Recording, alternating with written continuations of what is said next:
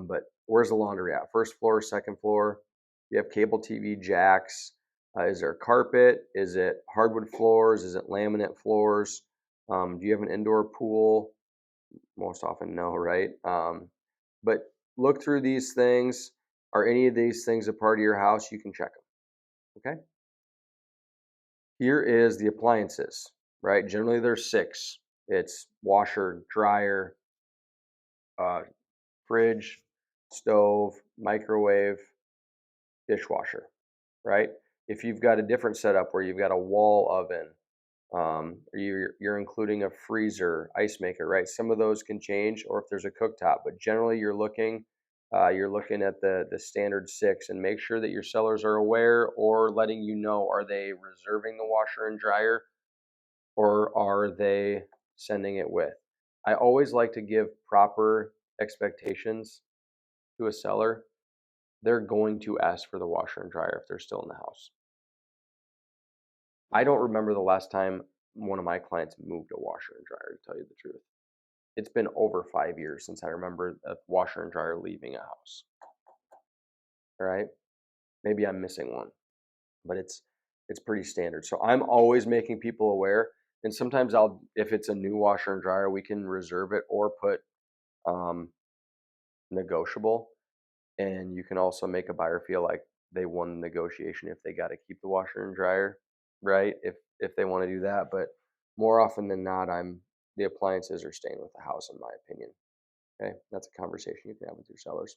Showing instructions, I always just type in showing time. All right. I used to put text or call agent. I just put showing time now. Okay. Bedrooms here. This is where you're going to put in the bathrooms and bedrooms. Level 1, if it's a ranch. Level 1 and 2, if it's a 2-story. Lower level, obviously, if it's basement. And then you just add them up here. This can get a little fusing, right? Because it's supposed to be a half, a 3/4, and a full bath. Obviously, a half bath would be just a toilet and a sink. 3/4 would be basically a full bath, but there's no stool, or there's no tub in there. The full bath is if there's a tub. Okay. Do you have a reserve buyer? This would be in the case where, let's say, for example, someone went for sale by owner and they had someone look at the house, and then that person was kind of wishy-washy on them, but then they wanted a list. All right, let's say Bill goes and lists that house, but he documents that person that saw the house already. So let's say the name is Tom, right? We're going to put Tom's full name in our listing agreement, all right, that there is a reserve buyer, and we're going to document at the bottom of this listing agreement that, yes, we do have a reserve buyer by this name. If for some reason that person comes back to buy the house, we don't get any commission, all right? The listing goes down, and we separate ways. Okay. First floor master, there's 2. Other rooms, is there 4-season, right? I'm getting a little long-winded here, but you guys know. Is there a sign in the yard? Yes or no? Pool, above ground, in ground, is it heated? Inspections, I always just put follow showing instructions. So I've just put that, and people are just scheduling that on showing time. Makes it a lot easier. And again, this is all your opinion, how you want to do things. This is how I've handled it. Okay. This next piece is, fence type here. I missed the fence type too, right? Family room, dining room, all those things. Homeowners association. Okay, we're going to type or check the box yes or no. If it's no homeowners association, you move on, right? Leave all this blank, keep rolling down to this portion. Okay. If it's yes, then I need to put the association fee, and I need to clarify if it's month or year. I also need to go the association's name. Who's the association running it? Century Management is one of them. Okay, very common. It could also be self-managed, right?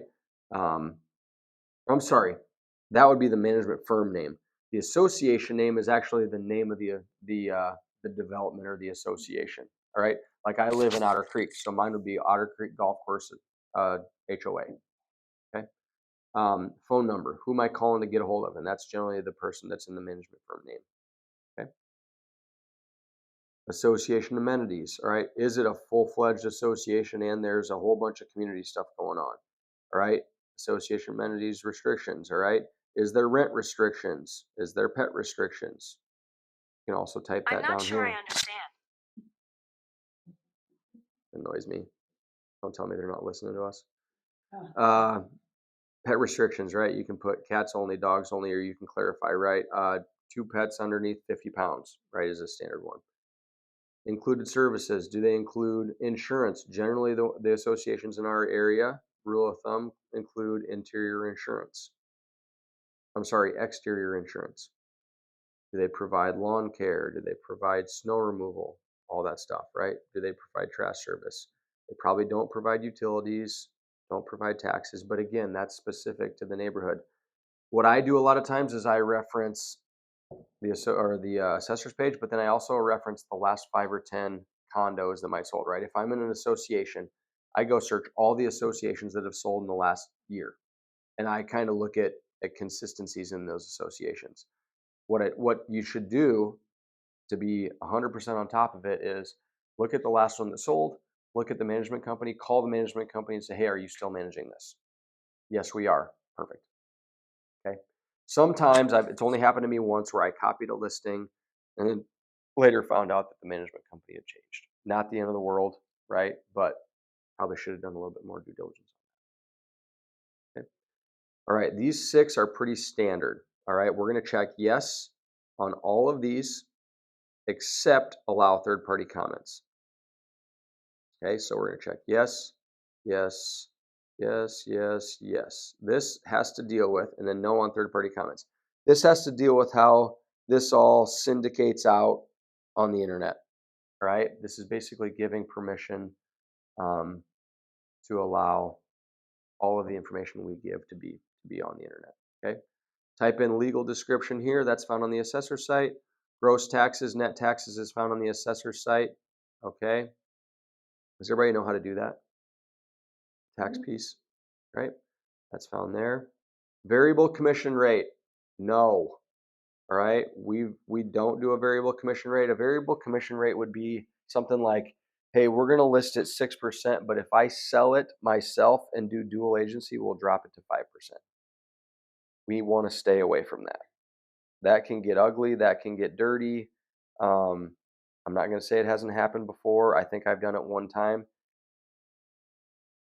If you have a seller that has a situation that's better one way versus the other way, it can compromise some of the best practices when you're listing a house, right? So whenever I'm marketing, it is what it is. I'm listing it at 5, I'm listing it at 6, whatever you're listing it at.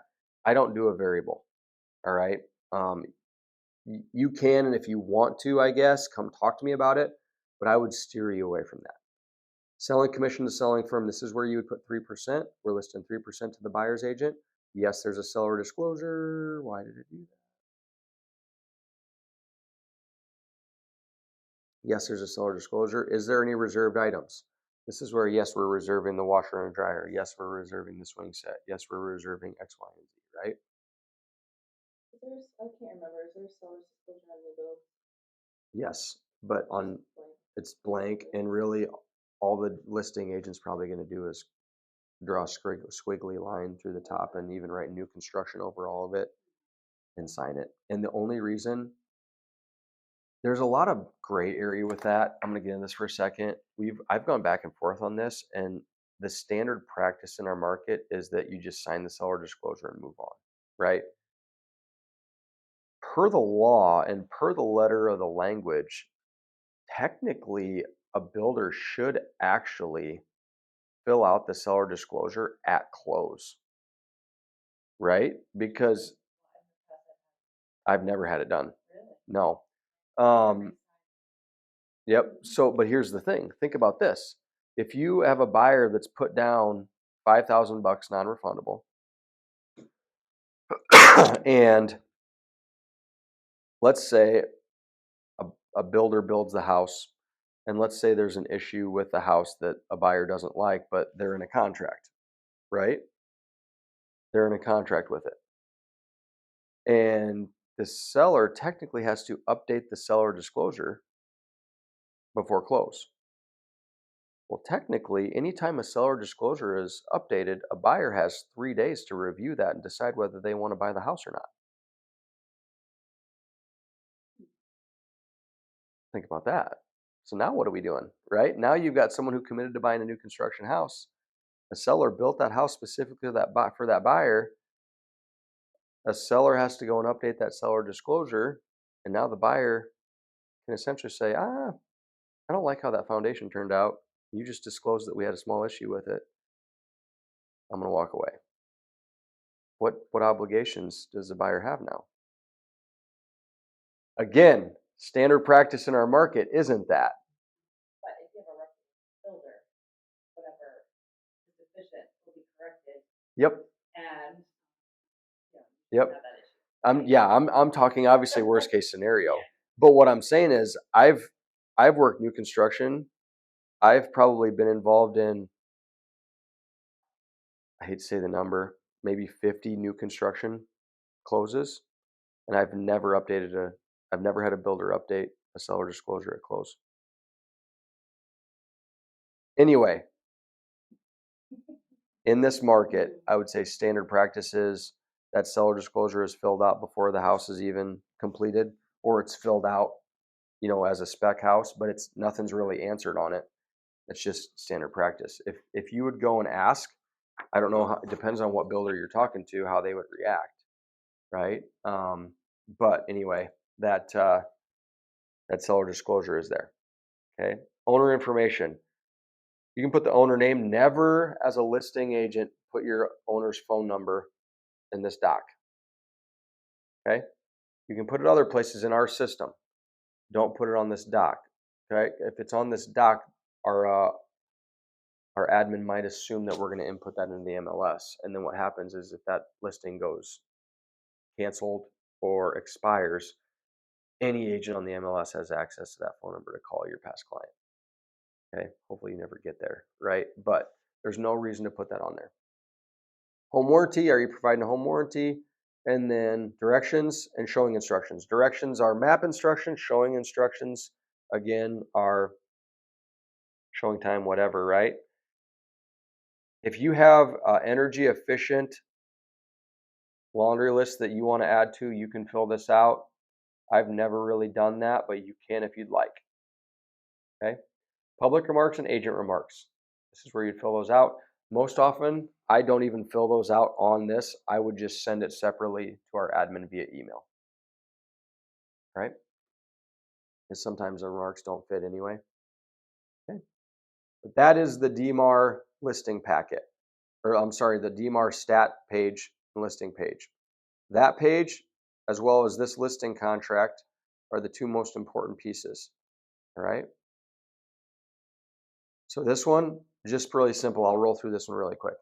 Entered into an Ankeny, Iowa, West Des Moines, Iowa, whatever city you're in.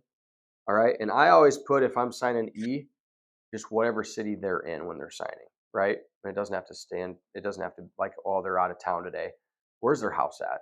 Right? Is their house in West Des Moines? Then I'm just going to have them sign West Des Moines, Iowa on whatever date, right?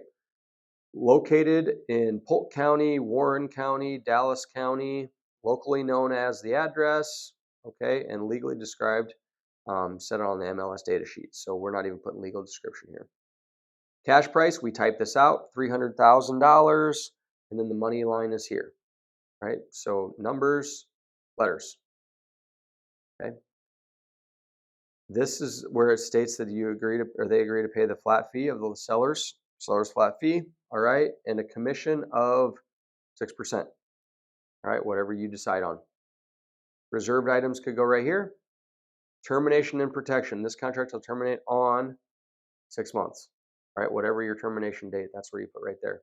I do want a lockbox, and this listing shall be designated as an exclusive right to sell listing. What that means is this is being marketed in our market, and every agent can show and sell our house. This box is if we're keeping it as an office exclusive listing, which means no one outside of our office can sell. We don't do that. It's not best for the client. So it's always the top one. Closing, I authorize an escrow or closing services for the sale of the property provided by Integrity Settlement Services. Or in an outlier case, you could change that to someone else right here, right? standard we use integrity settlement services. Okay. Sellers. Yep.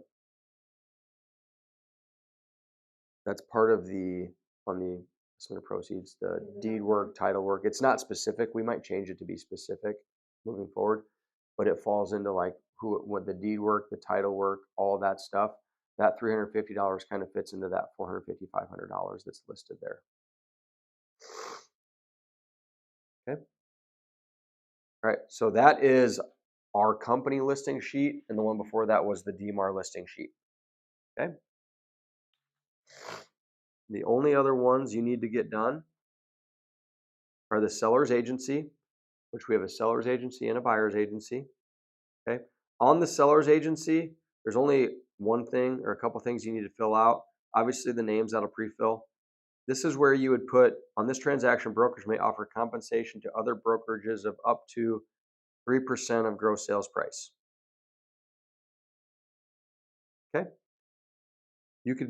This would be if you're doing a flat, right? But, or a percentage of the commission, doesn't matter. You can put 3%. I always put 3 and 3. Doesn't really matter. Just make sure you got 3% of gross or 3% of gross commission. Okay. And then that's it. Okay. You can put executed here, but on dot loop, their signature is time stamped. So it's not really important to put when it was executed. Okay. Mortgage verification. So when I'm rolling through here, all right, and I am getting everything ready to go, I am sending them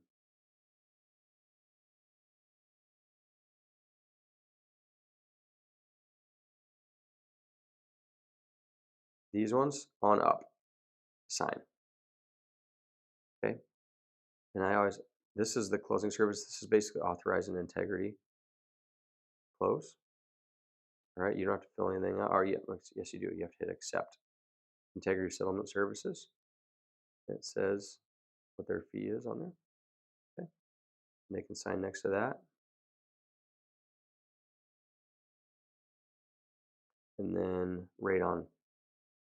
When you go into here, all you got to do is initial. It doesn't, for whatever reason, this form doesn't have it pre-initialed.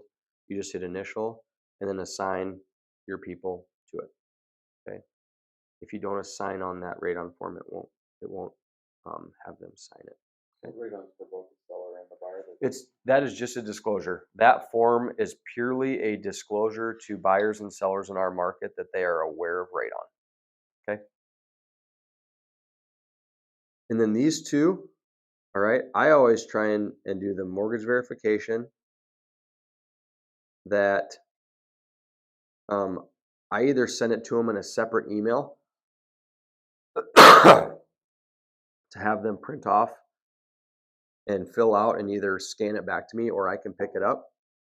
But I just need their information, right? Their name, address, if they can find their loan information, and if they have a HELOC, that's something to bring up as well that you forget sometimes. Hey, what's your loan? But some people have a HELOC that you need to know that information as well.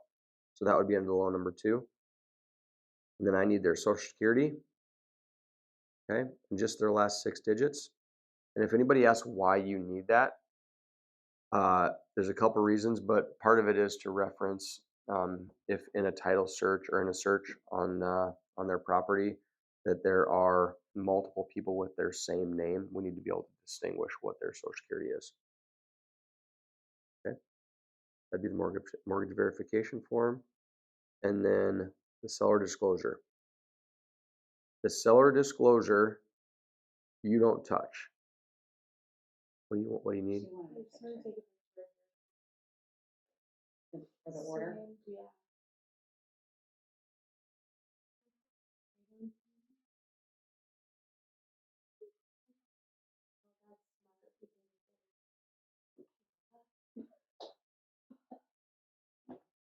She had to click on radon, so everything radon and above goes to the seller and the one below. Yep, these two. So these two are the ones that I'm basically doing this. I'm doing this, and I'm going here and I'm downloading.